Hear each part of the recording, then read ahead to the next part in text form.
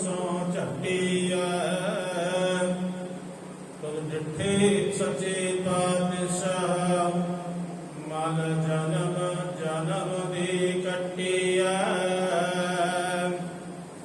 सज्जन सच्चा पातशाह सहसाहां दे साहो जिस पास बैठिया सोईए सबना दा विसाहो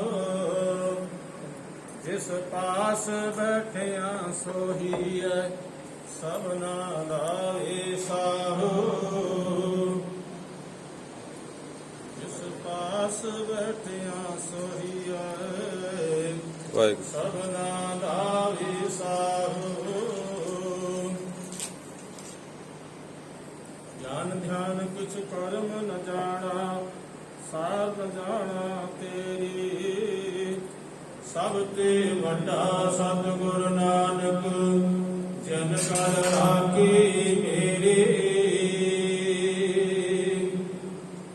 सब ते वड्डा सतगुरु नानक जन कर राखी मेरी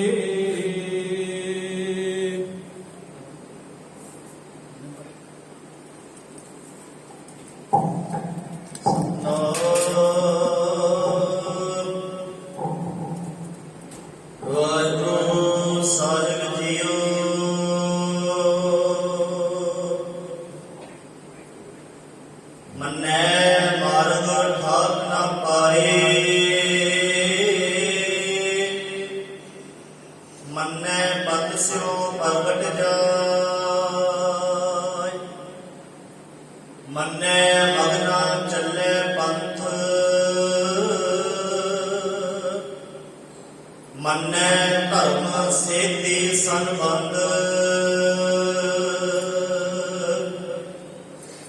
ऐसा नाम निरंजन होय जे को मन जाने मन कोय ऐसा नाम निरंजन होय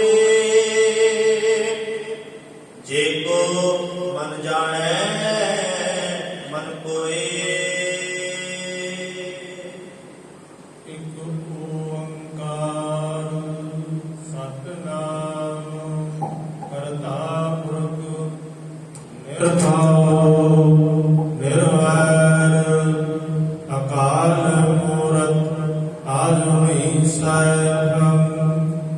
गुर प्रसाद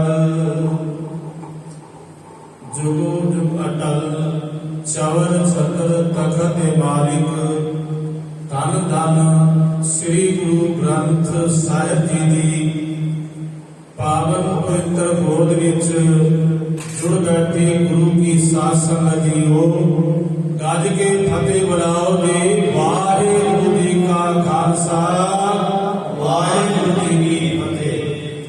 सतगुरु श्री गुरु नानक पातशाह जी की बख्शिश का सदका जपजी साहिब दियां 13 पौड़ियां तक विचार संपूर्ण हुई अते अज गुरु की बख्शिश द्वारा 14वीं पौड़ी की विचार होगी। गुरु कृपा करन सिर ते मेर भरिया हाथ रख के 14वीं पौड़ी की भी विचार करवा लिया।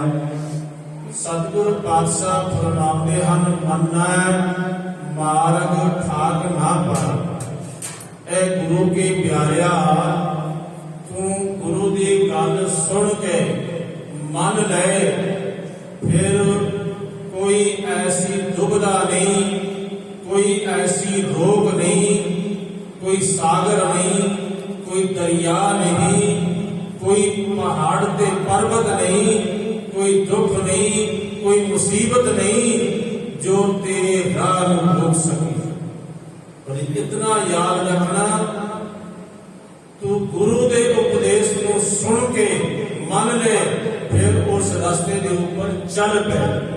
चलदे होया तेरे रास्ते दे जो भी आएगा तू अपने गुरु के उपदेश को हृदय जो बसा के चलता जाएगा, तेन कोई बिन घोर अंधार, गुरु बिन समझ ना आवे, गुरु बिन सुरत ना सिद्ध, गुरु बिन मुक्त ना पावे। एक सच्चाई है कि गुरु तो बिना किसी ने भी मुक्ति प्राप्त नहीं की ते ना किसी को अगा भी गुरु तो बगैर मुक्ति प्राप्त होनी है। भाई साहब भाई गुरदास जी महाराज ने रूप के जो रीझे रूपवंत ही रिझाए गए, बल के जो मिले बलवंत कह राखे।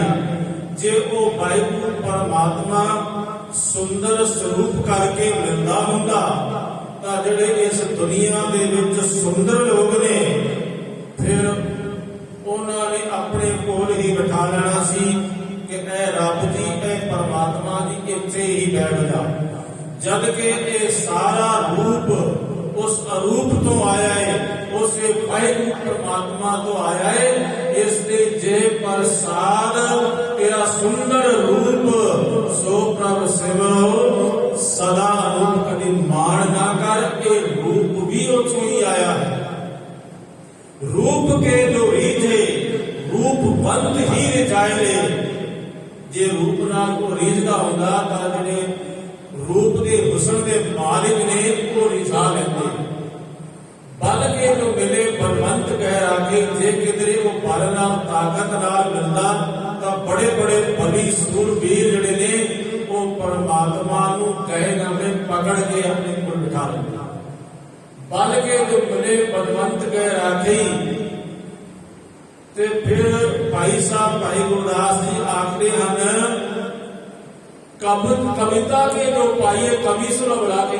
जे किधरे कविता उच्चारण करण दे नाल सोहणियां सोहणियां नज़मां सुनाण दे नाल वो परमात्मा रिझदा हुंदा तां बड़े बड़े कवि ने वो कवियां ने अपने कोल बिठा लेना सी। धर्म के जो पाइए दरवेश पर ले जाए ताहे। फिर जे किधरे वो धन दे नाल प्राप्त हुंदा तो बड़े बड़े धनाड़ इस दुनिया के विच ने। फिर वो धनाड़ जो ने अपने को बिठा लेते। मेरे साथ कहते ने कंचन सियों पाइए नहीं तोल, मन दे राम लिया है। धर्म के जो पाइए दरवेश पर ले जाए ताहे। फिर तो उसको बड़े बड़े धनवान अमीर लोग ले जाते। जोग के जो पाइए जोगी जगह में दुराई रखे। जे किधरे योग साधना द्वारा परमात्मा मिलता हुंदा तो जेडे बड़े बड़े जोगी ने ना वो कहते भाई तू मेरी जटावां दे विच बैठ जा, तेनू मैं होर किधरे नहीं जाऊंगा। जोग के जो पाइए जोगी जगह में दुराए राखे। भोग के जो भोग भोगी रस चाखई।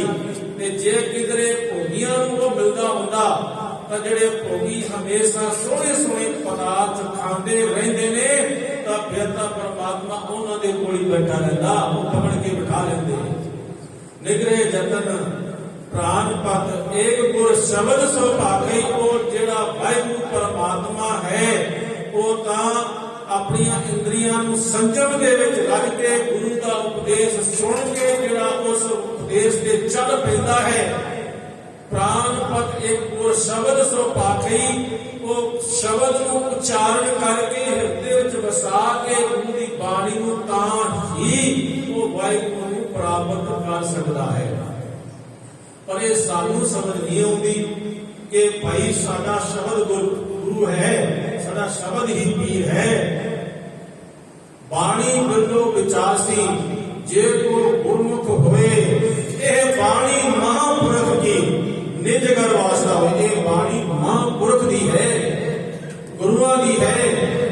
इसलिए ये उन्हां दे हृदय विच वासा हुंदा है जिहड़े प्यार दे नाल सरदा दे नाल सुन के अपने हृदय दे विच वसा लेंदे। शब्द गुर पीरा कहर गंभीरा, बिन शब्दे जग बवरानन। शब्द तो बिना सारा जगत चंगा ईश्वराई है।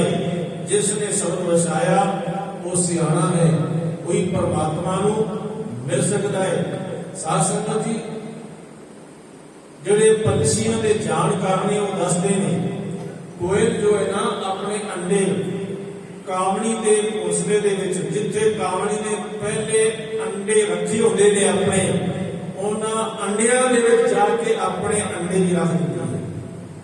ਪਰ ਜਦੋਂ ਤਪਸ ਦੇ ਨਾਲ ਕਾਮਣੀ ਉਹਨਾਂ ਨੂੰ ਜਨਮ ਦਿੰਦੀ ਹੈ, ਉਹਦੀ ਤਪਸਤਾ ਦੇ ਨਾਲ ਉਹਨਾਂ ਦਾ ਜਨਮ ਹੁੰਦਾ ਹੈ, ਤਾਂ ਜਿਵੇਂ ਹੀ ਉਹ ਥੋੜੇ ਜਿਹੇ ਤੁਰਨ ਜੋਗੇ ਹੁੰਦੇ ਨੇ, ਤਾਂ ਉਸ ਵੇਲੇ ਕੋਇਲ ਜੋ ਹੈ ਕੁਹੂ ਕੁਹੂ ਕਰਕੇ ਕੂਕਦੀ ਹੈ, ਤਾਂ ਉਦੋਂ ਉਹਨਾਂ ਨੂੰ ਪਹਿਚਾਣ ਆ ਜਾਂਦੀ ਹੈ, ਤੁਹਾਡੀ ਮਾਂ ਇਹ ਨਹੀਂ, ਤੁਹਾਡੀ ਮਾਂ ਤਾਂ ਉਹ ਹੈ। ਉਹ ਸਿਰਫ ਆਪਣੀ ਮਾਂ ਦੀ ਕੁਹੂ ਕੁਹੂ ਸੁਣ ਕੇ ਆਪਣੀ ਮਾਂ ਵੱਲ ਖਿੱਚਣ ਨੂੰ ਚਲੇ ਆਉਂਦੇ ਨੇ। ਜਿਵੇਂ ਇੱਕ ਬਛੜਾ ਹੈ ਤੇ ਜੇ ਉਹ ਛੋਟਾ ਹੈ, ਅਨਮੋਲ ਹੈ, ਉਹਨੂੰ ਪਤਾ ਨਹੀਂ ਕਿ ਮੇਰੀ ਮਾਂ ਕਿਹੜੀ ਹੈ, 2 ਗਾਵਾਂ ਬਣੀਆਂ ਨੇ ਜਾਂ 3 ਬਣੀਆਂ ਨੇ, ਉਹ ਵਿਚਾਰਾ ਅਨਮੋਲਤਾ ਦੇ ਵਿੱਚ ਦੂਸਰੀ ਕੋਲ ਚਲਾ ਜਾਂਦਾ ਹੈ ਤੇ ਉਹ ਗਾਂ ਉਸ ਨੂੰ ਪਿਆਰ ਨਹੀਂ ਕਰਦੀ, ਬਲਕਿ ਉਸ ਨੂੰ ਮਾਰਨ ਦੀ ਕੋਸ਼ਿਸ਼ ਕਰਦੀ ਹੈ। ਤਾਂ ਜਿਵੇਂ ਉਸ ਦੀ ਮਾਂ ਬੋਲਦੀ ਹੈ ਨਾ, ਤਾਂ ਉਹ ਬਛੜਾ ਜਿਹੜਾ ਹੈ ਤੁਰੰਤ ਆਪਣੀ ਮਾਂ ਦੇ ਕੋਲ ਚਲਾ ਜਾਂਦਾ ਹੈ। ਇੱਕ ਮਨੁੱਖ ਦੀ ਕਮੀ ਹੈ ਕਿ ਮਨੁੱਖ ਆਪਣੇ ਗੁਰੂ ਦੇ ਸ਼ਬਦ ਦੀ ਪਹਿਚਾਣ ਨਹੀਂ ਕਰਦਾ। ਸਾਧ ਸੰਗਤ, ਹਜ਼ਰਤ ਈਸਾ ਨੂੰ ਵੀ ਇਹ ਪਕੜ ਆਈ। ਉਹਨਾਂ ਨੇ ਕਿਹਾ ਸੀ ਇਹ ਸ਼ਬਦ ਆਦ ਵਿੱਚ ਵੀ ਸੀ, ਹੁਣ ਵੀ ਹੈ ਤੇ ਅਗਾਂ ਵੀ ਰਹੇਗਾ, ਇਹ ਸ਼ਬਦ ਕਦੀ ਵਿਰਸੇਗਾ ਨਹੀਂ। ਫਿਰ ਹੁਣ ਸਵਾਲ ਇਹ ਪੈਦਾ ਹੁੰਦਾ ਹੈ ਕਿ ਈਸਾ ਨੇ ਫਿਰ ਉਹ ਮੁਕਾਮ ਹਾਸਲ ਕਿਉਂ ਨਹੀਂ ਕੀਤਾ, ਉਹਨਾਂ ਨੇ ਸ਼ਬਦ ਨੂੰ ਗੁਰੂ ਕਿਉਂ ਨਹੀਂ ਕਿਹਾ। ਮੇਰੀ ਵਿਅਕਤੀਗਤ ਰਾਏ ਹੈ ਕਿ ਜਿਵੇਂ ਇੱਕ ਬੰਦਾ ਨੀਂਦ ਵਿੱਚ ਹੋਵੇ, ਮਦਹੋਸ਼ੀ ਵਿੱਚ ਹੋਵੇ, ਤਾਂ ਉਸ ਨੂੰ ਕਦੇ ਕੋਈ ਗੱਲ ਉਹਦੇ ਸਾਹਮਣੇ ਆਉਂਦੀ ਹੈ, ਪਰ ਥੋੜੀ ਦੇਰ ਬਾਅਦ ਉਸ ਨੂੰ ਭੁੱਲ ਜਾਂਦੀ ਹੈ। ਹਜ਼ਰਤ ਈਸਾ ਜੀ ਪੂਰਨ ਰੂਪ ਦੇ ਵਿੱਚ ਇਸ ਸ਼ਬਦ ਦੀ ਪਕੜ ਨਾ ਕਰ ਸਕੇ। ਇਹ ਪਕੜ ਤਾਂ ਕੇਵਲ ਗੁਰੂ ਨਾਨਕ ਪਾਤਸ਼ਾਹ ਦੇ ਸਿਰ ਚਾਹੀਏ। ਮਹਾਰਾਜ ਦੀ ਬਾਣੀ ਕਹਿੰਦੀ ਹੈ, ਉਤਪਤ ਪਰਲੋ ਸ਼ਬਦੇ ਹੋਵੇ, ਸ਼ਬਦੇ ਹੀ ਫਿਰ ਉਪਤ ਹੋਵੇ। ਉਤਪਤ ਤੇ ਪਰਲੋ ਇਹ ਜਿਹੜੀ ਸਭ ਕੁਝ ਹੈ ਨਾ, ਇਹ ਸ਼ਬਦ ਦੇ ਨਾਲ ਹੁੰਦੀ ਹੈ। ਜਦੋਂ ਵਾਹਿਗੁਰੂ ਪਰਮਾਤਮਾ ਇੱਕ ਓਮਕਾਰ ਸ਼ਬਦ ਉਚਾਰਨ ਕਰਦਾ ਹੈ ਤਾਂ ਉਦੋਂ ਉਤਪਤੀ ਹੋ ਜਾਂਦੀ ਹੈ। ਜਦੋਂ ਓਮਕਾਰ ਉਚਾਰਨ ਕਰੇਗਾ, ਇਹਦੀ ਲੈਤਾ ਹੋ ਜਾਵੇਗੀ, ਇਹ ਵਿਰਸ ਜਾਵੇਗਾ। ਸਬਦੇ ਹੀ ਫਿਰ ਉਪਤ ਹੋਵੇ। ਜੇ ਫਿਰ ਪਰਮਾਤਮਾ ਇਸ ਦੀ ਉਤਪਤੀ ਕਰਨਾ ਚਾਹੇ ਤਾਂ ਸ਼ਬਦ ਤੋਂ ਹੀ ਫਿਰ ਇਸ ਦੀ ਉਤਪਤੀ ਹੋ ਜਾਂਦੀ ਹੈ। ਇਹ ਇੱਕ ਅਟਲ ਸੱਚਾਈ ਹੈ। ਪਰ ਇਹ ਮਨੁੱਖਤਾ ਦੀ ਸਮਝ ਬਹੁਤ ਘੱਟ ਲੋਕਾਂ ਨੂੰ ਸਮਝ ਆਉਂਦੀ ਹੈ ਤੇ ਉਹ ਇਸ ਮਾਰਗ ਦਾ ਪਾਂਦੀ ਬਣ ਜਾਂਦਾ ਹੈ। ਇਸ ਲਈ ਮੇਰੇ ਸਾਥ ਕਹਿੰਦੇ ਨੇ, ਸਾਡਾ ਸ਼ਬਦ ਗੁਰੂ ਹੈ ਤੇ ਸ਼ਬਦ ਦੇ ਆਸਰੇ ਚੱਲ। ਗੁਰੂ ਬਿਨ ਗੁਰਤੰਦਾਰ, ਗੁਰੂ ਬਿਨ ਸਮਝ ਨਾ ਆਵੇ। ਹਾਲਾਂਕਿ ਭਾਈ ਸਾਹਿਬ ਭਾਈ ਨੰਦ ਲਾਲ ਜੀ, ਉਹਨਾਂ ਦਾ ਇੱਕ ਸ਼ੇਰ ਹੈ, ਉਹ ਕਹਿੰਦੇ ਨੇ, ਨਾ ਗੋਇਬਤ ਕੇ ਸੂਏ दैर या हरम में रहो, बाहर तरफ रवि जानवे खुदा में बास। ਕਹਿੰਦਾ ਮੈਂ ਤੈਨੂੰ ਨਹੀਂ ਕਹਿੰਦਾ ਤੂੰ ਮੰਦਰ ਵਿੱਚ ਜਾ, ਮਸਜਿਦ ਵਿੱਚ ਜਾ, ਜਾਂ ਤੂੰ ਕਿਸੇ ਹੋਰ ਧਰਮਸ਼ਾਲਾ ਦੇ ਵਿੱਚ ਜਾ, ਪਰ ਇੱਕ ਗੱਲ ਰੱਖੀ, ਤੂੰ ਜਿੱਧਰ ਵੀ ਜਾਵੇਂ ਤੇਰੀ ਤਸੱਲੀ ਹੁੰਦੀ ਹੋਵੇ ਕਿ ਇੱਥੇ ਰੱਬ ਹੈ, ਤੂੰ ਉਸ ਨੂੰ ਦੇਖ ਸਕੇ, ਤੂੰ ਉਸ ਨੂੰ ਅਨੁਭਵ ਕਰ ਸਕੇ। ਦੇਖੋ, ਹੋਰ ਧਰਮਾਂ ਤਰ੍ਹਾਂ ਗੁਰੂ ਪਾਤਸ਼ਾਹ ਦੇ ਧਰਮ ਦੇ ਵਿੱਚ ਕੋਈ ਐਸੀ ਕਠਿਨਤਾ ਨਹੀਂ ਹੈ। ਭਾਈ ਨੰਦ ਲਾਲ ਜੀ ਕਹਿੰਦੇ ਨੇ, ਤੂੰ दैर ਵਿੱਚ ਜਾ, ਮੰਦਰ ਵਿੱਚ ਜਾ, ਮਸਜਿਦ ਵਿੱਚ ਜਾ, ਜਿੱਧਰ ਮਰਜੀ ਜਾ, ਪਰ ਇੱਕ ਧਿਆਨ ਰੱਖੀ, ਤੈਨੂੰ ਉੱਥੇ ਅੱਲਾਹ ਦੇ ਦੀਦਾਰ ਹੋਣ, ਤੇਰੀ ਤਸੱਲੀ ਹੋ ਜਾਵੇ, ਤੈਨੂੰ ਰਾਮ ਦੇ ਦੀਦਾਰ ਹੋ ਜਾਵਣ, ਤੂੰ ਉਸ ਜਗ੍ਹਾ ਤੇ ਜਾ। ना कोई मतलब सुए दैर या हरम में रहो, बाहर तरफ रवि जानवे खुदा में पास। पर याद रखी, परमात्मा का वासा हर जगह ते कण कण दे विच। पर भाई नंद लाल जी किसी ने पूछ ही लिया, भाई तुहाडी तसल्ली कित्थों होगी? जेकर तुसीं ये गल कह रहे हो, कोई भावें मंदिर विच जावे, मस्जिद जावे, जिथे तुहाडी तसल्ली होंदी है, पर असीं पुछदे हां कि तुहाडी तसल्ली कित्थों? ਤਾਂ ਭਾਈ ਨੰਦ ਲਾਲ ਜੀ ਨੇ ਇੱਕ ਸ਼ੇਰ ਉਚਾਰਨ ਕੀਤਾ। ਉਹ ਕਹਿੰਦੇ ਨੇ ਲਵੇ ਲਿਸਨਾ ਰਾਹ ਸੇ ਆਵੇ ਲਵਤ ਹਸਤ ਆਰਜ਼ੂ ਤਸਕੀਨੇ ਬਾਰ ਜੇ ਖਿਜਰੂ ਮਸੀਹਤ ਵਿੱਚ ਸਵਾਲ। ਕਹਿੰਦੇ ਮੇਰੀ ਤਸੱਲੀ ਤਾਂ ਨਾ ਵਰਣ ਦੇਵਤੇ ਤੋਂ ਹੁੰਦੀ ਹੈ, ਜੋ ਜਲਦਾ ਦੇਵਤਾ ਹੈ ਉਸ ਤੋਂ ਵੀ ਨਹੀਂ ਹੁੰਦੀ। ਮੇਰੀ ਤਸੱਲੀ ਹਜ਼ਰਤ ਈਸਾ ਤੋਂ ਵੀ ਨਹੀਂ ਹੁੰਦੀ, ਹਜ਼ਰਤ ਮੂਸਾ ਤੋਂ ਵੀ ਨਹੀਂ ਹੁੰਦੀ, ਫਿਰ ਹੁੰਦੀ ਕਿੱਥੋਂ ਹੈ? ਕਹਿੰਦੇ ਜੀ ਲਵੇ ਲਿਸਨਾ ਰਾਹ ਸੇ ਆਵੇ ਲਵਤ हस्त आर्जू जिसके लबा तो जिसके फुटा तो इतना मिठा शब्द निकलता है मेरे गुरु कलगीधर पातशाह की रचना तो मेरी तसल्ली तो उथों होती है। इसलिए मैं उसे दर पे जाना और उसे दर पे जाके भीख मंगदा और वो मेरा पातशाह मेरी तसल्ली करवा देता। इसलिए सिख की भावना ये होनी चाहिए कि मेरी आत्मा की खुराक मेरे मन की खुराक जो है ना वो गुरु पातशाह की जिस तरह के गुरु कलगीधर पातशाह ने आप भी किया है। बन के बंगाली फिरंग के फिरंगा वाली दिल्ली की दिलवाली तेरी आज्ञा में चलत है। रोह के रोहेले मार देश के रोहेले पीर बंगसी बुतेले पाप पुंज को दलत है। गोखा गुण गाले चीन मचीन के शीश आवे तिब्बती न्याय लोग देह को दलत है। जिन्हें तो ये ध्यायो तिन्हें पूर्ण परताल पायो जर्द धन धाम फल फूल सो फलत है। भाई केड़े भी देश विच कोई रहने वाला हो और किसी भी भाषा दे विच को अपने परमात्मा का नाम उच्चारण करता हो और वो किस रूप में भी परमात्मा को मानता हो, जे उसका अंदर सच्चा है, जो उसके अंदर गुरु का प्यार बस गया है, तो फिर याद रखना उसका हृदय रूपी जी धरती है ना एक खड़ी जाएगी, आसमान भी खड़ी जाएगी। मौली धरती मौलिया आकाश मेरे साहब की बाणी कहती है जो अपने गुरु के उपदेश को सुन के हृदय में धारण कर लेता है उसकी हृदय रूपी धरती भी खिल जाती है और उस के जिसको आसमान किया जाता है, 10वां द्वार भी किया जाता है, ये भी खिड़ में आ जाता है। बल्कि ये कह लो कि धरती और आसमान के सारा कुछ उसको हरियावलता ही हरियावलता दिखाई देती है। ये गल है अपने गुरु के दर के पुकार करनी ते गुरु के शब्द को सुन के अपने हिरदे दे विच वसा ले। इसलिए तू गुरु का शब्द सुन, गुरु के शब्द के विच ही वो रस है, वो आनंद है, वो खेड़ा है। बस उसको सुन के तू मन ले हिरदे दे विच वसा ले। डॉक्टर इकबाल कहता है क्षमा हक से जो मुनव्वर हो वो ये महफिल ना थी, बार से रहमत हुई लेकिन जमी काबिल ना थी। क्षमा क्षमा करने दीवे भाई ये ज्ञान का दीवा गुरु नानक पातशाह ने जगाया, हर जगह पे जगाया। क्षमा हक से जो मुनव्वर हो जिसके विचों चानन निकलिया वो किए गुरु का शब्द। क्षमा हक से जो मुनव्वर हो वो महफिल ना थी, पर महफिल जड़ी सी ना उत्थे अंधियां दी बैठी हुई सी बड़ी तादाद दे विच। डॉक्टर इकबाल कहते हैं बड़ी तादाद दे विच अंधियां दी महफिल सी, बार से रहमत हुई लेकिन जमी काबिल ना थी। इतनी रहमत की बरसात गुरु नानक पातशाह ने की थी पर जी हृदय रूपी जमीन है ना ये काबिल नहीं सी, एक कलर गई। इसलिए उस शब्द को हृदय नहीं वसाया और यह कारण है कि गुरु नानक पातशाह को लोगों ने पुतना भी किया, बेताला भी किया।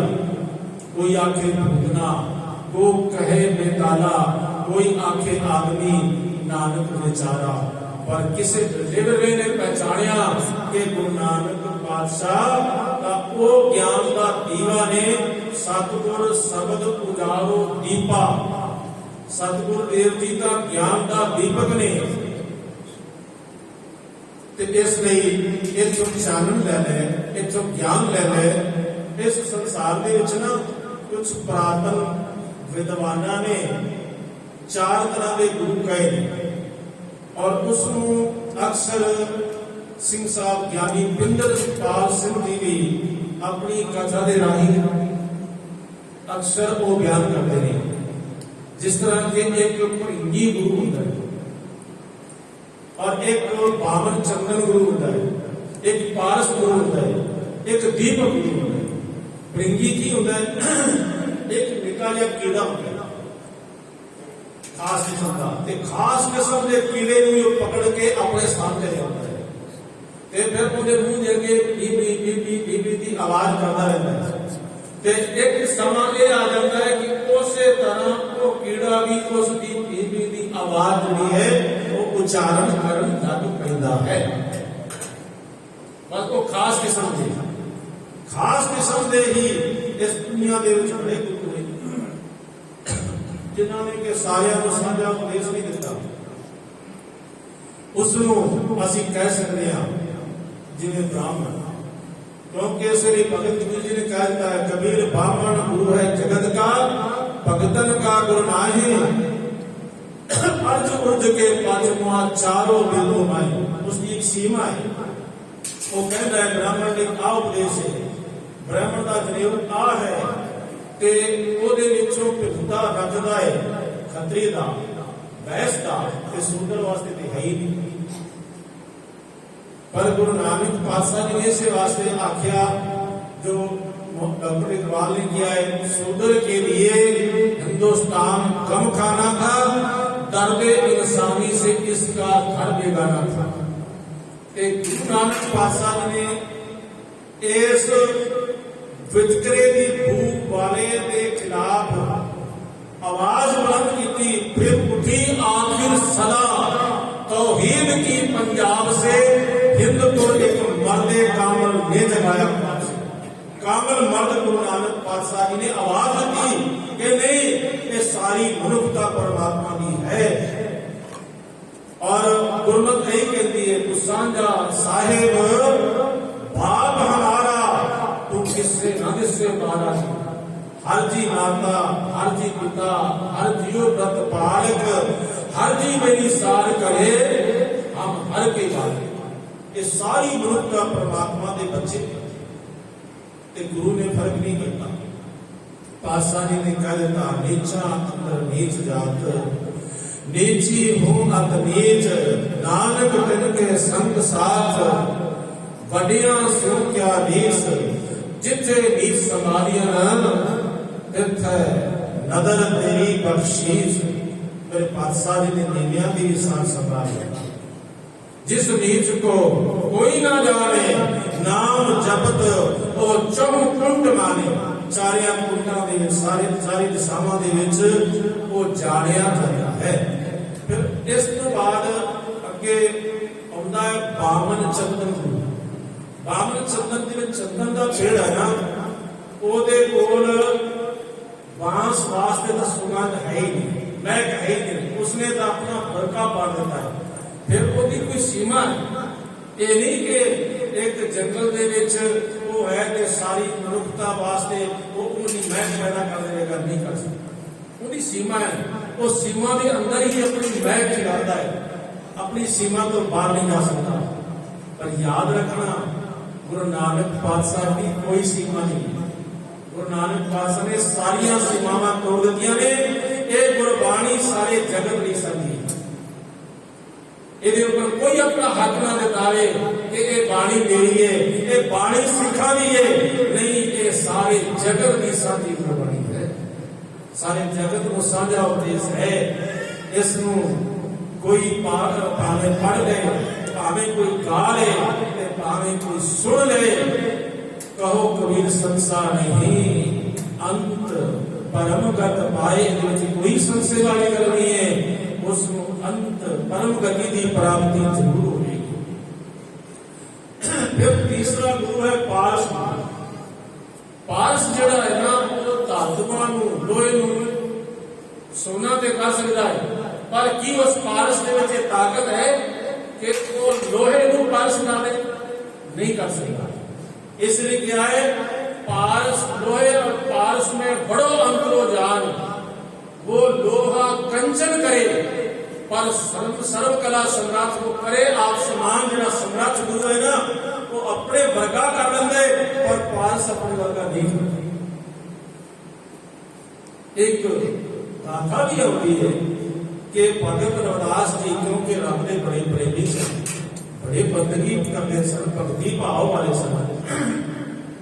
एक श्रद्धालु देखा बेचारा ये जुतियां गड्डी जा रहा है रब का प्यारा, उस सेठ ने उस धनी ने एक पारस लिया ते भगत जी के अगे रख दिता।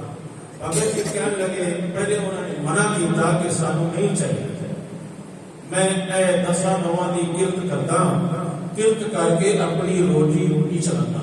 पर वो खेड़े ही पै गया, कहने लगा नहीं ये मैं भेंट करना है, मेरी भेंटा को प्रवान कर दो। भगत जी ने आख्या चंगा फिर भाई इस रख दे। वो एक छंद सी छपरी जी कखा की कालियां की बनाई जाती है, ਉਹਦੇ ਵਿੱਚ ਉਹਨੇ ਰੱਖ ਦਿੱਤਾ ਤੇ ਕਿਹਾ ਭਗਤ ਜੀ ਦੇਖੋ मैं आ रख ਦਿੱਤਾ, ਤੁਹਾਡੀ ਗਰੀਬੀ ਦੂਰ ਹੋ ਜਾਵੇਗੀ।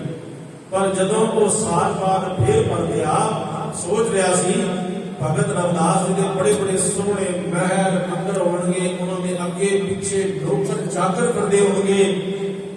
तो जदों उत्थे गया ते वो साल बाद भी भगत रविदास जी जुतियां गढ़ रहे सन ते जिहड़ा कोई उन्हां दे कोल आके बैठदा जुत्ती गंढाउंदा, जुत्ती गढ़दियां उसका टुटा होया मन भी नाल करदा। ते उसने सेठ ने कहा कि भाई मैं तेनों पारस दे गया सी ते उसका इस्तेमाल नहीं कीता।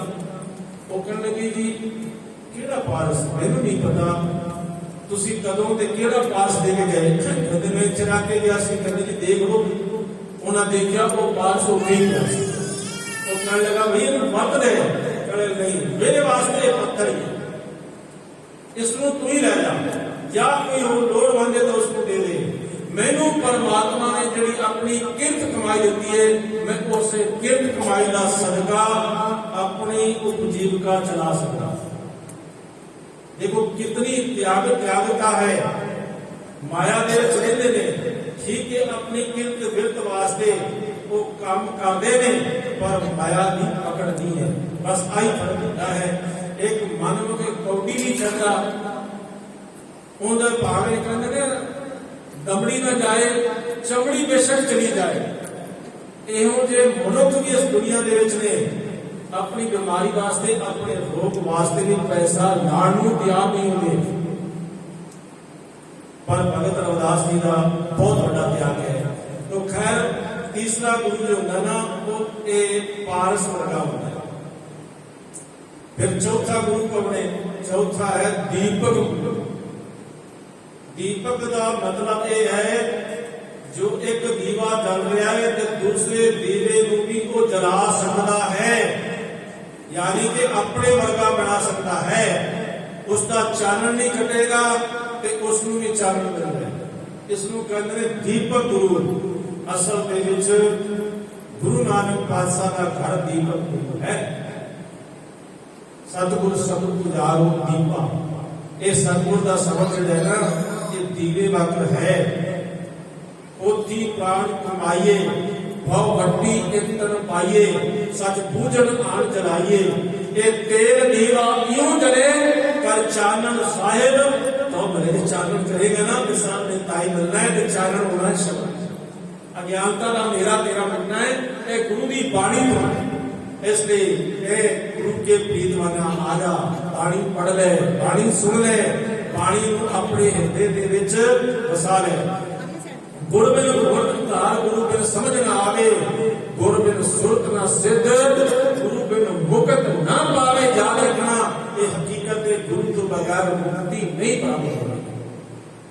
एक है पुराण गाथा, और हो सकता है आपने श्रवण की हुए कभी किसी को नारद है ना, नारद मुनि, वो जो देवतियों की सभा में जाता है, उसका उत्ते देव सभा में बड़ा मान के सत्कार होता है, जी आया होती है, उसकी सेवा होती है। पर जब उठ के जाता है ना, जिस जगह पे वो बैठता है उतो मिट्टी पुट के बाहर समझ जाती है। किसी ने कह दिता, कहना भाई तेरी आप भगत बड़ी होती है, पर तेरे नाल इतनी नफरत भी होती है, जिथे बैठता है उतो मिट्टी पुट के अगले बाहर छोड़ देते हैं और नवी मिट्टी लिया के उसे पा देते नहीं। तो वो कहने लगा अच्छा ऐसा भी है। तो वो गया रोजाना की तरह ਉਹਦਾ ਉਵੇਂ ਹੀ ਉਹਨਾਂ ਨੇ ਆਓ ਭਗਤ ਕੀਤੀ, ਸਤਿਕਾਰ ਕੀਤਾ। ਤੇ ਜਦੋਂ ਉਹ ਜਾਣ ਲੱਗਾ ਤਾਂ ਅੱਜ ਉਹ ਰਾਹ ਦੇ ਵਿੱਚੋਂ ਪਰਤ ਕੇ ਵਾਪਸ ਆ ਗਿਆ ਔਰ ਇਹ ਸੱਚ ਸਾਰੀ ਗੱਲ ਹੋ ਰਹੀ ਸੀ। ਉਹ ਮਿੱਟੀ ਪੁੱਟ ਕੇ ਸੁੱਟੀ ਜਾ ਰਹੀ ਸੀ। ਉਸ ਵੇਲੇ ਉਸਨੇ ਸਵਾਲ ਕੀਤਾ, ਬਈ ਮੈਨੂੰ ਇਹ ਦੱਸੋ, ਤੁਸੀਂ ਮੇਰਾ ਇਤਨਾ ਮਾਣ ਆਦਰ ਤੇ ਕਰਦੇ ਹੋ, ਆਓ ਭਗਤ ਤੇ ਕਰਦੇ ਹੋ, ਪਰ ਮੇਰੇ ਨਾਲ ਇੰਨੀ ਨਫ਼ਰਤ ਕਿਉਂ ਕਰਦੇ ਹੋ? ਜਿਸ ਜਗ੍ਹਾ ਤੇ ਮੈਂ ਬੈਠਦਾ ਹਾਂ ਮਿੱਟੀ ਚੁੱਕ ਕੇ ਤੁਸੀਂ ਬਾਹਰ ਕਿਉਂ ਸੁੱਟ ਦਿਆ ਹੋਵੇਗਾ? ਤਾਂ ਉਸ ਵੇਲੇ ਉਹਨਾਂ ਨੇ ਕਿਹਾ, ਅਸਲ ਇਹ ਹੈ, ਸੱਚਾਈ ਇਹ ਹੈ, ਤੂੰ ਗਿਆਨਵਾਨ ਵੀ ਹੈ, ਤੂੰ ਪਿਆਰਾ ਵੀ ਹੈ, ਲੇਕਿਨ ਤੂੰ ਗੁਰੂ ਧਾਰਨ ਨਹੀਂ ਕੀਤਾ, ਤੂੰ ਨਿਗੁਰਾ ਹੈ। ਗੁਰਬਾਣੀ ਕਹਿੰਦੀ ਹੈ ਨਾ, ਨਿਗੁਰੇ ਦਾ ਹੈ ਨਾਮ ਬੁਰਾ, ਨਿਗੁਰੇ ਦਾ ਨਾਮ ਲੈਣਾ ਵੀ ਬੁਰਾ ਹੈ। ਮਹਾਰਾਜ ਦੀ ਬਾਣੀ ਸੱਚ ਦਿੱਤੀ ਵਿੱਚ ਗੁਰਮੰਤਰ ਹੀਨਸ ਜੋ ਪ੍ਰਾਣੀ ਤ੍ਰਿਗੰਤ ਜਨਮ ਭ੍ਰਸ਼ਟ ਨੇ, ਕੂਕਰੇ ਸੂਕਰੇ ਕਾਕੇ ਗਰਦ ਪੇ ਸਰਪ ਨੇ ਤੁਰ ਖਲੇ। ਜਿਹੜਾ ਬੰਦਾ ਗੁਰੂ ਦੇ ਮੰਤਰ ਤੋਂ ਬਿਨਾ ਹੈ, ਯਾਦ ਰੱਖਣਾ, ਉਹ ਸਮਝ ਲਓ ਐਸੇ ਜਨਮ ਦੇ ਵਿੱਚ ਉਹ ਕੁੱਕਰ ਹੈ, ਕੁੱਤਾ ਹੈ, ਗਧਾ ਹੈ, ਕਾਂ ਹੈ, ਉਹ ਸਭ ਦੀ ਜੂਨ ਵਿੱਚ ਹੈ, ਐਸੇ ਜਨਮ ਦੇ ਵਿੱਚ। ਕਿਉਂ? ਕਿਉਂਕਿ ਉਸਨੇ ਗੁਰੂ ਦਾ ਸ਼ਬਦ ਨਹੀਂ ਧਾਰਨ ਕੀਤਾ, ਗੁਰੂ ਦਾ ਉਪਦੇਸ਼ ਨਹੀਂ ਲਿਆ, ਗੁਰੂ ਦੇ ਉਪਦੇਸ਼ ਤੋਂ ਦੂਰ ਰਹਿੰਦਾ, ਤਰਕਾਂ ਹੋ ਦਿੰਦਾ। ਇਹ ਹੋ ਕਹਿੰਦਾ ਹੈ ਕਿ ਜੇ ਸੱਚ ਜਾਣਿਓ ਤੇ ਇਹ ਗੁਰੂ ਗੋਬਿੰਦ ਸਿੰਘ ਮਹਾਰਾਜ ਨੇ ਨਾ ਅੰਮ੍ਰਿਤ ਖੰਡੇ ਬਾਟੇ ਦੀ ਪਾਹੋਂ ਵੀ ਇਹ ਸ਼ਬਦ ਨਾ ਰੱਖੀ ਹੁੰਦੀ ਤਾਂ ਫਿਰ ਦੁਨੀਆ ਦੇ ਵਿੱਚ ਸਿੱਖ ਧਰਮ ਨੇ ਬਹੁਤ ਫੈਲਣਾ ਸੀ, ਬਹੁਤ ਫੈਲਣਾ ਸੀ। ਉਹ ਗੁਰੂ ਨਾਲੋਂ ਆਪਣੇ ਆਪ ਨੂੰ ਸਿਆਣਾ ਸਮਝਦਾ, ਤਰਕਾਂ ਕਰਦੇ ਨੇ। ਉਹ ਭਾਈ ਤੂੰ ਗੁਰੂ ਨਾਲੋਂ ਵੀ ਸਿਆਣਾ ਹੋ ਗਿਆ, ਐਸਾ ਨਹੀਂ ਹੈ। ਗੁਰੂ ਔਰ ਇਹ ਕਮੀ ਸਾਡੀ ਹੈ। ਇਸ ਗੁਰੂ ਸਾਹਿਬਾਨ ਦੇ ਸਮੇਂ ਤੱਕ 1 ਕਰੋੜ ਦੀ ਗਿਣਤੀ ਸੀ ਸਿੱਖੀ ਦੀ, ਪਰ ਜਿਹੜਾ ਈਸਾ ਹੈ ਜਦੋਂ ਮਰਿਆ ਸੀ ਨਾ, ਉਹਨੂੰ ਸੂਲੀ ਤੇ ਚੜਾਇਆ ਸੀ ਤਾਂ ਉਦੋਂ ਉਹਦੇ ਕੇਵਲ 5 ਚੇਲੇ ਬਚੇ ਸਨ, 5 ਪੂਰੇ ਇੰਗਲੈਂਡ ਦੇ ਵਿੱਚ। ਉਹਨਾਂ ਨੇ ਐਸੀ ਜੁਗਤੀ ਦੇ ਨਾਲ ਪ੍ਰਚਾਰ ਕੀਤਾ, ਅੱਜ ਵਿਸ਼ਵ ਦੇ ਵਿੱਚ ਸਭ ਤੋਂ ਜ਼ਿਆਦਾ ਗਿਣਤੀ ਉਹਨਾਂ ਦੀ। ਤਾਂ ਫਿਰ ਕਮੀ ਕਿਹਦੀ ਹੈ? ਇਧਰ ਸਾਡੀ ਕਮੀ ਸਾਨੂੰ ਮੰਨਣਾ ਪਵੇਗਾ, ਇਹ ਕਮੀ ਸਾਰਿਆਂ ਨੂੰ ਮੰਨਣੀ ਪਵੇਗੀ, ਸਾਰਿਆਂ ਨੂੰ ਸਵੀਕਾਰ ਕਰਨੀ ਪਵੇਗੀ। ਇਹ ਨਹੀਂ ਕਿ ਇੱਕ ਦੂਜੇ ਦੇ ਉੱਪਰ ਆਪਾਂ ਦੋਸ਼ ਲਾ ਦਈਏ, ਇਹਦੇ ਵਿੱਚ ਅਸੀਂ ਸਾਰੇ ਦੋਸ਼ੀ ਹਾਂ। ਇਸ ਦੋਸ਼ ਨੂੰ ਮੰਨ ਕੇ ਚੱਲੋ। ਔਰ ਫਿਰ ਦੇਖ ਲਓ, ਮਹਾਰਾਜਾ ਰਣਜੀਤ ਸਿੰਘ ਦਾ ਰਾਜ ਖਤਮ ਹੋ ਗਿਆ, ਕੀ ਹੋਇਆ? ਸਿਰਫ 17 ਲੱਖ ਰਹਿ ਗਏ ਸੀ। 17 ਲੱਖ ਕਰੋੜ ਤੋਂ 17 ਲੱਖ ਰਹਿ ਗਏ।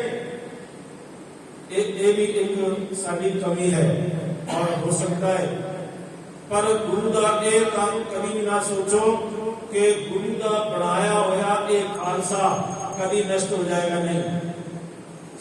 ਤੁਸੀਂ ਖਾਲਸੇ ਦਾ ਸਾਜਨਾ ਦਿਵਸ ਦਾ ਜੁਗਲਾਂ ਤੱਕ ਮਨਾਓਗੇ, ਪਰ ਖਾਲਸੇ ਦਾ ਜੋਤ ਦਿਵਸ ਕਦੀ ਨਹੀਂ ਮਨਾਓਗੇ। ਤੁਹਾਨੂੰ ਐਡੀ ਅਮੋਲਕ ਦਾਤ ਦਿੱਤੀ ਹੈ ਔਰ ਅਸੀਂ ਉਸ ਅਮੋਲਕ ਦਾਤ ਦੀ ਕਦਰ ਨਹੀਂ ਕੀਤੀ। ਤੁਸੀਂ ਸ੍ਰੀ ਗੁਰੂ ਗ੍ਰੰਥ ਸਾਹਿਬ ਜੀ ਦਾ ਪ੍ਰਕਾਸ਼ ਪੁਰਬ ਤੇ ਮਨਾਓਗੇ, ਪਰ ਰਹਿੰਦੀ ਦੁਨੀਆ ਤੱਕ ਤੁਸੀਂ ਕਦੀ ਗੁਰੂ ਗ੍ਰੰਥ ਸਾਹਿਬ ਦਾ ਜੋਤ ਦਿਵਸ ਨਹੀਂ ਮਨਾਓਗੇ। ਸ੍ਰੀ ਅਕਾਲ।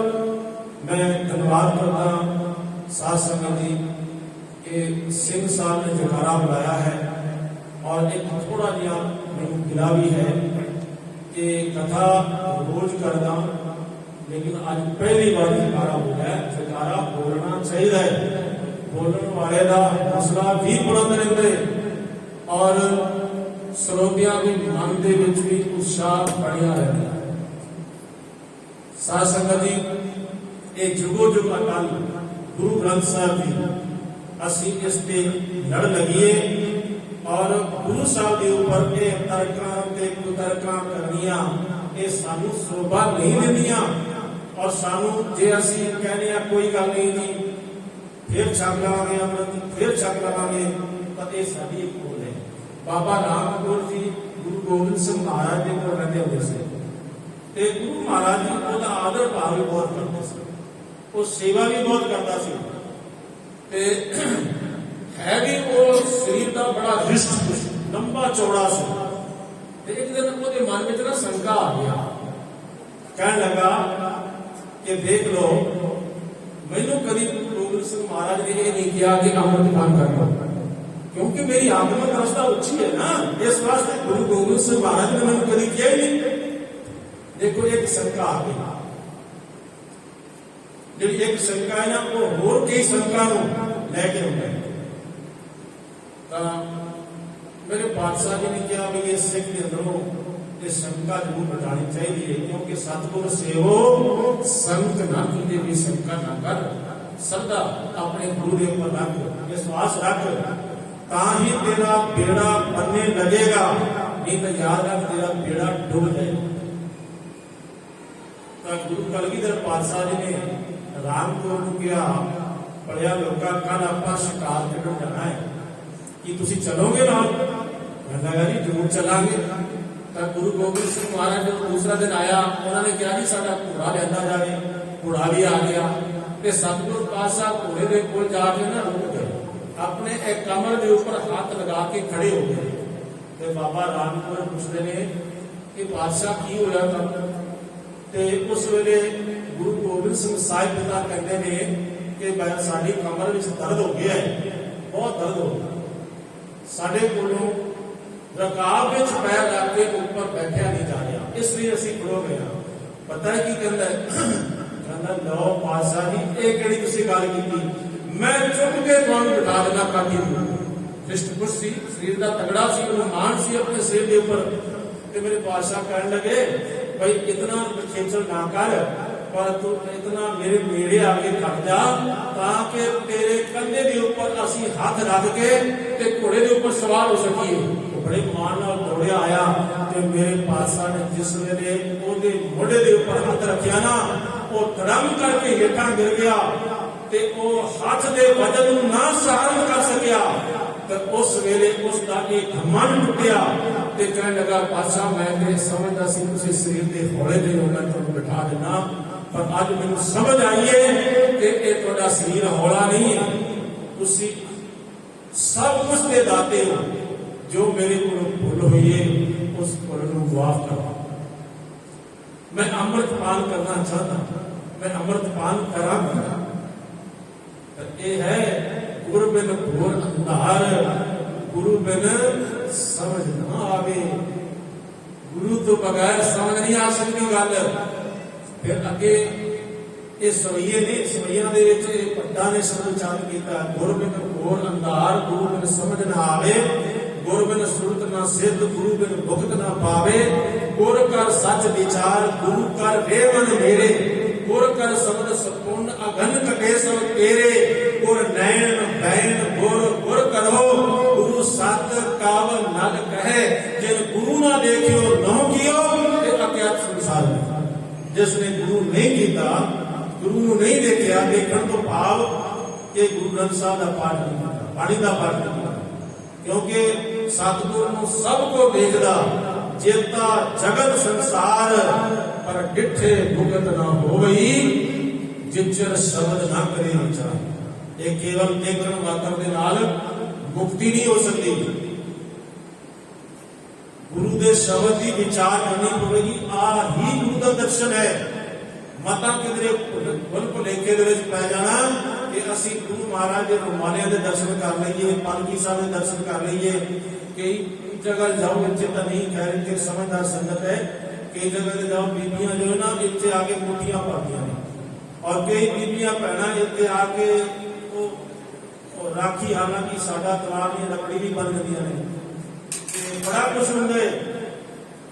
तो वो इो समझते ने कि आप बारो बारो दर्शन कर लीए, बिल्डिंग के दर्शन कर लीए, भाई गुरु के दर्शन हो गए। नहीं, जे किधरे जाना है, तीर्थ यात्रा पे भी जाना है, तो उत्थे ਇਹੋ चीज लागू नहीं होती।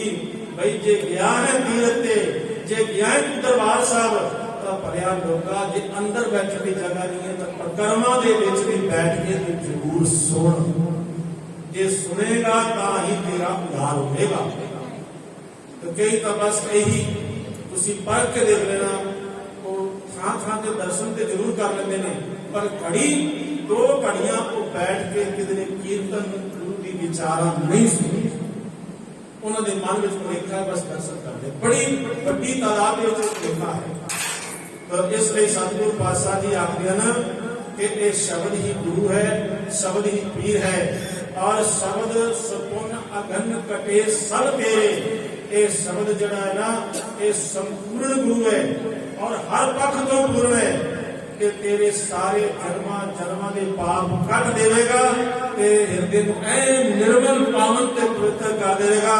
ਔਰ ਇਹਦੇ ਵਿੱਚੋਂ ਹੀ ਤੈਨੂੰ ਇੱਕ ਦਿਨ ਗੁਰੂ ਨਾਨਕ ਪਾਤਸ਼ਾਹ ਜੀ ਦੇ ਦੀਦਾਰ ਹੋਵੇਗਾ। ਇਸ ਲਈ ਭਲਿਆ ਲੋਕਾਂ, ਤੂੰ ਗੁਰੂ ਦਾ ਉਪਦੇਸ਼ ਸੁਣ ਲੈ ਅਤੇ ਗੁਰੂ ਦੇ ਉਪਦੇਸ਼ ਨੂੰ ਆਪਣੇ ਹਿਰਦੇ ਵਿੱਚ ਵਸਾ ਲੈ। ਮੇਰੇ ਪਾਤਸ਼ਾਹ ਕਹਿੰਦੇ ਨੇ, ਮੰਨੈ ਮਾਰਗ ਖਾਕ ਨਾ ਪਾਏ। ਇੱਕ फकीर कहता है, कुछ ही कदमों की दूरी पर था खुदा का घर, मेरे बढ़ते हुए कदमों को रोक दिया। कहता मैं चलिया सी खुदा वाल, मैं अल्लाह वाल चलिया सी, पर कम वक्त इंसान ने मेरे राह विच करने कर, उसने मेरे राह में पत्थर सुट दिए, वो मेरे रस्ते में दीवार बन के खड़ गया। नहीं तो आपस इतना चलिया, मैं इतनियां नमाज़ां पढ़ियां, मैं इतनियां दुआवां कीतियां, पर बिल्कुल परमात्मा के दरवाजे ते आके फिर उसने मेरी लत्तां खिंच लईयां ते अज तक फिर मैं भटकदा पिया उसके विचार में। लेकिन असी थोड़ा जिहा विचार करिए कि नन्हे उम्र दे विच, वैसे तो असीं उन्हां नूं बाबा जी कहते हैं, किधरे 7 साल ते किधरे 9 साल के बाबा जी, उन्होंने आनंदपुर के किले, आनंदपुर दियां दीवारां ना रोक सकियां ते उन्होंने सर्दी ना रोक सकी, उन्होंने बरसात ना रोक सकी और उन्होंने सरसा नदी भी ना रोक सकी और उन्होंने गंगू ब्राह्मण भी ना रोक सकिया और उन्होंने कोतवाली थाना भी ना रोक सकिया और वो सरहद दे विच चले गए अते जिहड़ी जालम वजीर खान सी उसने अचकथनी ये कह लो कि उसको असीं बयान नहीं कर सकते अपनी जबान दे नाल, जितने उसने जुल्म ढाए, जितने उसने जुल्म कीते, किधरे पीपल दे नाल बन के ते वो गलेलां दे नाल बट्टे मारदे रहे ते एक जिहड़ा बड्डा है छोटे साहब दी अख दे विच लग्या ते ओहदे विच खून बहन लग गया। कहते मनो तुसी कि असीं इस्लाम धारण करांगे और फिर बाबा फतेह सिंह नूं खिंच के धू के धरती के ऊपर पछाड़ के मारिया। कई बार बेहोश होए पर उन्हां दे रस्ते दे विच कोई भी रुड़ा साबित ना होया। भावें उस पापी ने उन्हां नूं सरहद दीयां दीवारां दे विच जिंदा चढ़ दिता पर वो दीवार भी उन्हां वास्ते रोक ना बनी। एक कवि ने बड़ा सोहना किया है, कंध जुल्म दे राज दी टाउन बदले, ओदे लाल घोड़े सी कंध अंदर, नीयां हिलियां जमाने दे दिल हिले पर रता ना डोले रहे आनंद अंदर। कंबी सिमी आसमान दी हिक पाटी, पाना वरतिया सी जो सरहंद अंदर। इदा तोड़ पहुंचे मंजिल उत्ते और आशिक, भावें लख रोकां आईयां पांदे, भावें एक तो एक वध रुकावट आईयां, मुसीबत आईयां, पर वो छोटे साहबजादे जिहड़े हर मुसीबत को पार करदियां होया उस सरहद दी दीवारां दे विच जिंदा भी भावें चलिया गया पर उन्होंने कोई रोक ना सकिया। ते एक दिन उन्होंने गुरु नानक पातशाह दी गोद नसीब हुई, गुरु नानक पातशाह दा आनंद नसीब होया। ते इसलिए ये तो इतिहास सारा भरिया पिया है। कईयां ने रोकां पाईयां, बाबा तारू सिंह के सामने भी पाईयां, पर कितने मजाल है कोई रुकावट उन्होंने सामने आके खड़ गई होवे ते आखे मैं तुहानू अगा नहीं जान देना, मैं तुहानू गुरु गोबिंद सिंह महाराज के पास नहीं जान देना, बल्कि उन्हां वड्डियां रुकावटां नूं राह देना पिया, सागरां अते दरियावां नूं भी राह देना पिया ते वड्डे वड्डे पहाड़ पर्वतां नूं भी राह देना पिया। ये किसका कमाल है? ये शब्द का कमाल है, गुरबाणी का कमाल है। ये बाणी महापुरुष की निज कर भाषा में ये बाणी जी है, बाणी बदलो विचार सी ਜੇ ਕੋ ਗੁਰਮੁਖ ਹੋਏ ਇਹ ਬਾਣੀ ਮਹਾਪੁਰਖ ਕੀ ਨਿਜ ਗਰਭਾਸਾ। ਇਹ ਬਾਣੀ ਨਿਜ ਸਵੈ ਘਰ ਦੇ ਵਿੱਚ ਲੈ ਜਾਂਦੇ ਨੇ। ਇਸ ਲਈ ਅਸੀਂ ਕਦੇ ਇਹ ਭੁੱਲ ਨਾ ਕਰੀਏ, ਇਹ ਗਲਤੀ ਨਾ ਕਰੀਏ ਤੇ ਜੋ ਵਾਹਿਗੁਰੂ ਦਾ ਨਾਮ ਸੁਣ ਕੇ ਮੰਨ ਲੈਂਦੇ ਨੇ ਖਾਕ ਨਾ ਪਾਏ, ਉਹਨੂੰ ਵੱਡੀ ਤੋਂ ਵੱਡੀ ਮੁਸੀਬਤ ਰੋਕ ਨਹੀਂ ਸਕਦੀ। ਮੰਨੈ ਮਾਰਗ ਠਾਕ ਨਾ ਪਾਏ। ਜੋ ਵਾਹਿਗੁਰੂ ਜੀ ਦਾ ਨਾਮ ਸੁਣ ਕੇ ਮੰਨਦੇ ਹਨ ਉਹਨਾਂ ਨੂੰ ਕੋਈ ਵੀ ਰੋਕ ਨਹੀਂ ਸਕਦਾ। ਮੰਨੈ ਪਤ ਸਿਉ ਪ੍ਰਗਟ ਜਾਏ। ਜੋ ਵਾਹਿਗੁਰੂ ਦਾ ਨਾਮ ਸੁਣ ਕੇ ਮੰਨਦੇ ਹਨ ਉਹ ਪਤਨਾਮੇ ਇੱਜ਼ਤ ਦੇ ਨਾਲ ਪ੍ਰਤੱਖ ਰੂਪ ਦੇ ਵਿੱਚ ਪ੍ਰਗਟ ਹੋ ਕੇ ਚੱਲਦੇ ਨੇ, ਲੁਕ ਛੁਪ ਕੇ ਨਹੀਂ। ਕੋਈ ਤਾਂ ਜੋ ਗੁਰ ਗੋਪੇ ਆਪਣਾ, ਕੋਈ ਆਪਣੇ ਗੁਰੂ ਨੂੰ ਕਈ ਵਾਰ ਲੁਕਾਉਂਦੇ ਨੇ, ਛੁਪਾਉਂਦੇ ਨੇ, ਕਿਉਂਕਿ ਉੱਥੇ ਮਨਮੁਖਾਂ ਦੀ ਵੱਡੀ ਗਿਣਤੀ ਹੁੰਦੀ ਹੈ। ਵੱਡੀ ਗਿਣਤੀ ਦੇ ਵਿੱਚ ਫਿਰ ਉਹ ਛੁਪਾਉਂਦਾ ਹੈ, ਫਿਰ ਕਈ ਬਹਾਨੇ ਲੱਭਦਾ ਹੈ। ਲੇਕਿਨ ਜਿਹੜਾ ਇਸ ਤਰ੍ਹਾਂ ਕਰਦਾ ਹੈ ਨਾ ਤਾਂ ਉਹ ਵੀ ਗੁਰੂ ਦਰ ਦੇ ਪ੍ਰਮਾਣ ਨਹੀਂ ਹੁੰਦਾ। ਉਹ ਤਾਂ ਗੱਜ ਕੇ ਆਖੇ ਕਿ ਮੇਰਾ ਗੁਰੂ ਹੈ ਤਾਂ ਮੇਰਾ ਗੁਰੂ ਗ੍ਰੰਥ ਸਾਹਿਬ ਜੀ, ਮੇਰਾ ਗੁਰੂ ਹੈ ਤਾਂ ਮੇਰੇ ਗੁਰੂ ਕਲਗੀਧਰ ਪਾਤਸ਼ਾਹ ਜੀ ਨੇ ਭਾਵੇਂ ਕਿਤਨੀ ਵੀ ਵੱਡੀ ਮੁਸੀਬਤ ਕਿਉਂ ਨਾ ਆਵੇ ਤਾਂ ਫਿਰ ਕੋਈ ਸਿੱਖ ਜਿਹੜਾ ਹੈ ਨਾ ਗੁਰੂ ਪਾਤਸ਼ਾਹ ਦੇ ਦਰ ਤੇ ਪ੍ਰਮਾਣ ਹੁੰਦਾ ਹੈ ਤੇ ਉਹ ਹੀ ਮਤ ਦੇ ਨਾਲ, ਇੱਜ਼ਤ ਦੇ ਨਾਲ ਵਾਹਿਗੁਰੂ ਪਰਮਾਤਮਾ ਦੇ ਦਰ ਤੇ ਪਹੁੰਚਦਾ ਹੈ। ਮੰਨੈ ਮਗਨਾ ਚੱਲੇ ਪੰਥ। ਜੋ ਵਾਹਿਗੁਰੂ ਦਾ ਨਾਮ ਸੁਣ ਕੇ ਮੰਨਦੇ ਨੇ ਉਹ ਮਗ ਨਾਮੇ ਰਸਤਾ ਤੇ ਪੰਥ ਨਾਮੇ ਬਈ ਆ ਛੋਟੇ ਛੋਟੇ ਪੰਥ ਬਣਾ ਲੈਂਦੇ ਨਾ, ਜਿਵੇਂ ਮੰਨ ਲਓ ਦਰਿਆ ਚੱਲਦਾ ਤੇ ਦਰਿਆ ਦੇ ਵਿੱਚ ਉਛਾਲ ਹੁੰਦਾ ਹੈ ਨਾ ਤਾਂ ਉਦੋਂ ਕੁਝ ਪਾਣੀ ਚੱਲਦੇ ਦਰਿਆ ਤੋਂ ਅੱਡ ਹੋ ਕੇ ਥੋੜਾ ਜਿਹਾ ਨਾਲੀ ਦਾ ਰੂਪ ਧਾਰਨ ਕਰ ਲੈਂਦਾ, ਥੋੜਾ ਜਿਹਾ ਛਪੜੀ ਦਾ ਰੂਪ ਧਾਰਨ ਕਰ ਲੈਂਦਾ ਹੈ ਤੇ ਉਹਨੂੰ ਕਹਿੰਦੇ ਨੇ ਪੰਥ। ਇਸ ਤਰ੍ਹਾਂ ਛੋਟੇ ਛੋਟੇ ਪੰਥ ਬਣਾ ਰਹੇ ਨੇ। ਇਹ ਗੁਰੂ ਨਾਨਕ ਦਾ ਦਰਿਆ ਚੱਲ ਰਿਹਾ ਸੀ, ਯਾਦ ਰੱਖਣਾ ਇੱਥੇ ਵੀ ਉਛਾਲ ਆ। ਇਸੇ ਉਛਾਲ ਦੇ ਵਿੱਚੋਂ ਨਾਮਧਾਰੀ ਨਿਕਲੇ, ਇਸੇ ਉਛਾਲ ਦੇ ਵਿੱਚੋਂ ਰਾਧਾ ਸੁਆਮੀ ਨਿਕਲੇ, ਇਸੇ ਦੇ ਵਿੱਚੋਂ ਨਿਰਮਲੇ ਨਿਕਲੇ, ਇਸੇ ਦੇ ਵਿੱਚੋਂ ਉਦਾਸੀ ਨਿਕਲੇ, ਇਸੇ ਦੇ ਵਿੱਚੋਂ ਹੋਰ ਕਈ ਨਿਕਲੇ। ਜਿਵੇਂ ਕਿ ਮੈਂ ਇੱਕ ਦੋ ਆਪ ਦੇ ਸਾਹਮਣੇ ਉਦਾਹਰਨਾਂ ਦੇਣਾ ਸਮਾਂ ਹੋ ਗਿਆ। ਵੈਸੇ ਮੰਨਾ ਹੈ ਮਗ ਨਾ ਚੱਲਦਾ ਹੈ ਪੰਥ। ਜਿਸ ਤਰ੍ਹਾਂ ਇਹ ਬਾਬਾ ਰਾਮ ਸਿੰਘ, ਇਹਨਾਂ ਨੂੰ ਜਦੋਂ ਅੰਗਰੇਜ਼ ਸਰਕਾਰ ਨੇ ਸਜ਼ਾ ਦਿੱਤੀ, ਇਹਨਾਂ ਨੂੰ ਰੰਗੂਨ ਭੇਜਿਆ ਸੀ ਜੇਲ੍ਹ ਦੇ ਵਿੱਚ ਤੇ ਉੱਥੋਂ ਇਹਨਾਂ ਨੂੰ ਚਿੱਠੀਆਂ ਵੀ ਲਿਖੀਆਂ ਨੇ ਔਰ 55 ਨੰਬਰ ਚਿੱਠੀ ਦੇ ਵਿੱਚ ਬਿਲਕੁਲ ਸਪਸ਼ਟ ਹੈ, ਕਿਉਂਕਿ ਇਹ ਗੁਰੂ ਜਿਹੜੇ ਪ੍ਰੇਮੀ ਸਨ ਨਾ ਇਹਨਾਂ ਦੇ ਉਹ ਚਿੱਠੀਆਂ ਭੇਜਦੇ ਸਨ, ਸਾਡੇ ਗੁਰੂ ਤਾਂ ਤੁਸੀਂ ਹੋ। ਉਹਨੇ ਜਵਾਬ ਦੇ ਵਿੱਚ ਕਿਹਾ ਸੀ ਗੁਰੂ ਮੈਂ ਨਹੀਂ ਹਾਂ, ਜੁਗੋ ਜੁਗ ਅਟਲ ਗੁਰੂ ਗ੍ਰੰਥ ਸਾਹਿਬ ਜੀ ਗੁਰੂ ਨੇ, ਇਸ ਲਈ ਗੁਰੂ ਗ੍ਰੰਥ ਸਾਹਿਬ ਨੂੰ ਗੁਰੂ ਮੰਨੋ। 55 ਨੰਬਰ ਚਿੱਠੀ ਦੇ ਵਿੱਚ ਇਹ ਲਿਖਿਆ ਹੋਇਆ।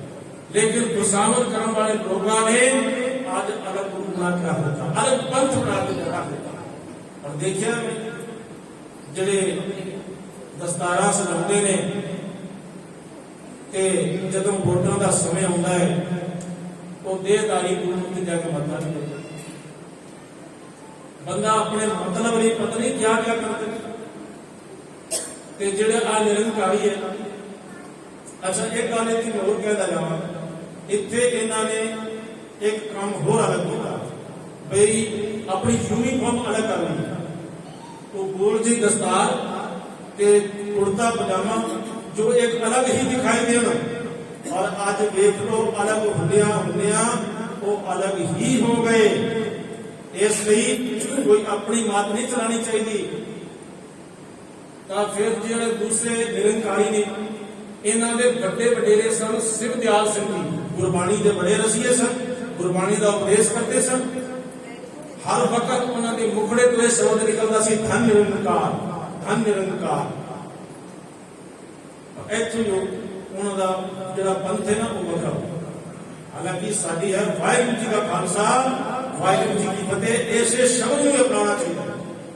ਤਾਂ ਉਹਨਾਂ ਦੇ ਮੂੰਹ ਵਿੱਚੋਂ ਤਾਂ ਸੁਭਾਵਿਕ ਨਿਕਲਦਾ ਸੀ ਧੰਨ ਨਿਰੰਕਾਰ, ਧੰਨ ਨਿਰੰਕਾਰ। ਤੇ ਜਿਹੜੇ ਨਿਰੰਕਾਰੀ ਸਨ ਮੇਰੇ ਦਾ ਚੇਲਾ ਹੋਇਆ ਅਵਤਾਰ ਸਿੰਘ, ਉਹ ਅਵਤਾਰ ਸਿੰਘ ਨੇ ਇਸ ਤੋਂ ਵੀ ਅਲੱਗ ਇੱਕ ਆਪਣਾ ਪੰਥ ਚਲਾ ਲਿਆ। ਔਰ ਫਿਰ ਉਸ ਦਾ ਚੇਲਾ ਹੋਇਆ ਗੁਰਬਚਨ ਸਿੰਘ। जिसने दिल्ली ਦੇ ਵਿੱਚ बैठ के दिल्ली ਦੀ ਹਿੱਕ ਤੇ बैठ के गुरु ग्रंथ साहब जी बहुत खिलाफ बोलिया जहर उगनी वो गल बदली है कि सिंह ने उसको सौदा भी लिया पर वो पंथ ਜਿਹੜਾ ਅੱਜ अलग हो गया ना ਇਸ ਲਈ ਮਹਾਰਾਜ ਜੀ ਕਹਿੰਦੇ ਨੇ अलग ना चल गुरु ग्रंथ साहब की बाणी भी कहती है कि कबीर समुंद ना छोड़िए जौवत खारो होए पोखर पोखर ढूंढते अलो नके है कोई समुंदर ना छड़ भावे वो खारा ही क्यों नहीं है ਉਹਦੇ ਵਿੱਚ ਬੜੇ ਰਤਨ ਲੁਕੇ ਪਏ ਨੇ ਉਹਦੇ ਵਿੱਚ ਬੜੇ ਗੁਣ ਲੁਕੇ ਪਏ ਨੇ ਜੇ ਬੰਦਿਆ ਤੂੰ ਸਮੁੰਦਰ ਨੂੰ ਛੱਡ ਕੇ ਇੱਕ ਨਿੱਕਾ ਜਿਹਾ ਛਪੜੀ ਦਾ ਰੂਪ ਧਾਰਨ ਕਰ ਲਿਆ ਤਾਂ ਬਦਬੂ ਫੈਲ ਜਾਏਗੀ ਤੇਰੀ ਹੋਂਦ ਤਾਂ ਬੇਸ਼ੱਕ ਅਲੱਗ ਹੋ ਜਾਏਗੀ ਪਰ ਇੱਕ ਦਿਨ ਤੂੰ ਸੁੱਕ ਜਾਵੇਗਾ ਸੜ ਜਾਵੇਗਾ और जेड़े तेरे पीछे आवेंगे ना वो भी सुख सड़ जाएंगे कबीर शिक्षा का बहुते किए केसो कियो ना मीत चाले थे हर मिलन को बीचे अटक्यो जीत जे जे मिलन चलेगा ना भाई नु तेरा चित पीछे हट जाना है क्योंकि गुरु जी का अंधा सिख भी अंधे कर्म करेन कोई बहाने चलने आपने ये झूठो झूठ बने अपने बाणे चलते गुरु के बाणे नहीं चलते रब के बाणे नहीं चलते अपने बाणे चलते ने ते झूठ के झूठ बोली जाते ने दसो जरा झूठा बंदा है वो सच्चे वाहिगुरु को किवें मिलेगा वो सच्चे गुरु को किवें मिलेगा नहीं मिल सकता इसलिए मन मग ना चले पंथ कोई भी गुरु नानक पातशाह का एक विशाल रास्ता छड़ के निक्कियां निक्कियां पगडंडियां के ऊपर नहीं तुरता ये असी भी सीखण मत लईए कोई बाबा किधरे निकलिया किधरे अम्मा निकली है तो ओदे कोल जाके मत्थे ना टेकीए असी तक साडा सिर झुके तो केवल गुरु ग्रंथ साहब जी पाही पहे जब ते तुमरे तब ते आंख करे नहीं आनियो राम रहीम कुरान अनेक कहे मत एक ना मानियो किसी नु ना मानियो केवल गुरु ग्रंथ साहब जी जो शीश झुका देख तेरिया चोलियां भर जाएगियां तेरे ऊपर गुरु नानक पातशाह दी रहमतां हो जाएगियां बख्शिशां हो जाएगियां मन्ने धर्म सेती संबंध जो सतगुरु जी दा शब्द सुनदा है ना असल दे विच धर्म दा ओदे नाल ही संबंध जुड़दा है और किसे नाल ही जुड़दा इस पंक्ति की बड़ी लंबी चौड़ी व्याख्या धर्म जो है ना संस्कृति धी धातु तो बनया है इसका भाव ये है जिसने सारियां नूं धारण किया होया जिसने सारियां नूं धारण किया होया है फिर उन्हां सारियां दे विच किसी नूं दुख क्यों दिंदे ने बड़े बड़े राजे महाराजे दुख दिंदे ने रसीयत दिंदे ने असीं देखदे हां ਉਹਦੇ ਵਿੱਚੋਂ ਵਿਤਕਰੇ ਦੀ ਬਦਬੂ ਹੁੰਦੀ ਪਰ ਖਾਲਸੇ ਦੇ ਸ਼ਰਨ ਵਿੱਚ ਕੋਈ ਵੀ ਆ ਜਾਵੇ ਸਾਰਾ ਇਤਿਹਾਸ ਪੜ੍ਹ ਲਓ ਖਾਲਸੇ ਦੀ ਸ਼ਰਨ ਦੇ ਵਿੱਚ ਜੇਕਰ ਦੁਸ਼ਮਣ ਵੀ ਆਇਆ ਨਾ ਤਾਂ ਉਸ ਨੂੰ ਵੀ ਖਾਲਸੇ ਨੇ ਹੀ ਮਾਫ ਕਰ ਦਿੱਤਾ ਕਿਉਂਕਿ ਖਾਲਸੇ ਦੀ ਸ਼ਰਨ ਵਿੱਚ ਆ ਗਿਆ ਖਾਲਸਾ ਕੌਣ ਹੈ ਵਾਹਿਗੁਰੂ ਜੀ ਦਾ ਖਾਲਸਾ ਤੇ ਵਾਹਿਗੁਰੂ ਦੇ ਖਾਲਸੇ ਨੇ ਉਸ ਦੇ ਹਜ਼ਾਰਾਂ ਤੇ ਬੇਅੰਤ ਔਗਣ ਜਿਹੜੇ ਨੇ ਮਾਫ ਕਰ ਦਿੱਤੇ ਕਿਸੇ ਹੋਰ ਦੇ ਵਿੱਚ ਹਿੰਮਤ ਹੈ नहीं है हिम्मत एक गलती कोई देख ले सारी जिंदगी याद कराता है कि बंदिया तू फलानी थां ते गलती कीती सी तू फलानी थां ते पाप कीता सी तू गुनाह कीता सी मेरे दिल विचों उतर गया आज तो बाद मेरे दिल में स्थान नहीं है और मेरे गुरु कलगीधर पातशाह को पूछ के देखो जे औरंगजेब माफी मांगने लिए तैयार होता है तो मेरे पातशाह उसको भी माफ करने तैयार होता है ये है धर्म लोग की सिखाएंगे कि धर्म की होता है किसी ने सीखना है धर्म गुरु ग्रंथ साहब जी को सीखे और ਤੁਹਾਨੂੰ ਲੋਕਾਂ ਨੇ ਜ਼ਖਮ ਦਿੱਤੇ ਪਰ ਤੁਹਾਡੇ ਅੰਦਰ ਗੁਰੂ ਨਾਨਕ ਦਾ ਉਪਦੇਸ਼ ਵਸਦਾ ਹੈ ਤੁਸੀਂ ਉਹਨਾਂ ਨੂੰ ਫਿਰ ਵੀ ਪਾਣੀ ਪਿਲਾਉਂਦੇ ਹੋ ਤੁਸੀਂ ਉਹਨਾਂ ਨੂੰ ਫਿਰ ਵੀ ਲੰਗਰ ਛਕਾਉਂਦੇ ਹੋ ਫਿਰ ਵੀ ਤੁਸੀਂ ਉਹਨਾਂ ਦਾ ਇਲਾਜ ਕਰਦੇ ਹੋ ਫਿਰ ਵੀ ਤੁਸੀਂ ਉਹਨਾਂ ਜ਼ਖਮਾਂ ਦੇ ਉੱਪਰ ਮਲਮ ਲਗਾਉਂਦੇ ਹੋ ਇਹ ਹੈ ਗੁਰੂ ਨਾਨਕ ਦੀ ਬਖਸ਼ਿਸ਼ ਇਸ ਲਈ ਮੇਰੇ ਪਾਤਸ਼ਾਹ ਜੀ ਆਖਦੇ ਹਨ मन्ना धर्म सिद्धि सतपथ भाई धर्म के नाल गुरु नानक पातशाह के घर विच सुन के मनन वाले दे नाल संबंध बड़ा गहरा है ऐसा नाम निरंजन होए ऐसा इस तरह का उस वाहिगुरु परमात्मा का नाम निरंजन जो कालिक दाग तो रह गए ਜਿਕੋ ਮਨ ਜਾਣੈ ਮਨ ਕੋ ਉਸ ਐਸੇ ਵਾਹਿਗੁਰੂ ਪਰਮਾਤਮਾ ਦੇ ਨਾਮ ਨਿਰੰਜਨ ਨੂੰ ਜਿਹੜਾ ਆਪਣੇ ਮਨ ਦੇ ਵਿੱਚ ਮੰਨ ਲੈਂਦਾ ਹੈ ਤੇ ਫਿਰ ਉਸ ਦੇ ਉੱਪਰ ਅਥਾਹ ਗੁਰੂ ਪਾਤਸ਼ਾਹ ਦੀਆਂ ਖੁਸ਼ੀਆਂ ਹੁੰਦੀਆਂ ਨੇ, ਰਹਿਮਤਾਂ ਹੁੰਦੀਆਂ ਨੇ। ਆਓ ਆਪਾਂ ਵੀ ਆਪਣੇ ਗੁਰੂ ਦੀ ਅਰਦਾਸ ਕਰੀਏ, ਸਤਿਗੁਰੂ ਪਾਤਸ਼ਾਹ ਜੋ ਅਸੀਂ ਸੁਣੀਏ ਤੇ ਸੁਣ ਕੇ ਸਾਡੇ ਅੰਦਰ ਮੰਨਣ ਦੀ ਵਿਚਾਰ ਆ ਜਾਵੇ ਤੇ ਸਤਿਗੁਰੂ ਤੁਸੀਂ ਬਖਸ਼ਿਸ਼ ਕਰੋ, ਅਸੀਂ ਆਪ ਦਾ ਬਚਨ ਸੁਣ ਕੇ ਮੰਨ ਲਈਏ ਤਾਂ ਸਾਡਾ ਲੋਕ ਭੁੱਲ ਸਵਰ ਜਾਵੇ। ਇਤਨੇ ਕੋ ਬਚਨ ਪ੍ਰਵਾਨ ਕਰਨਾ ਦੀ, ਭੁੱਲ ਚੁੱਕ ਦੀ ਖਿਮਾ ਬਖਸ਼ਿਸ਼ ਕਰਨੀ ਦੀ। ਵਾਹਿਗੁਰੂ ਜੀ ਕਾ ਖਾਲਸਾ, ਵਾਹਿਗੁਰੂ ਜੀ ਕੀ ਫਤਿਹ। ਮੰਨੈ ਮਰ ਗੁਰ ਠਾਕ ਨਾ ਪਾਏ,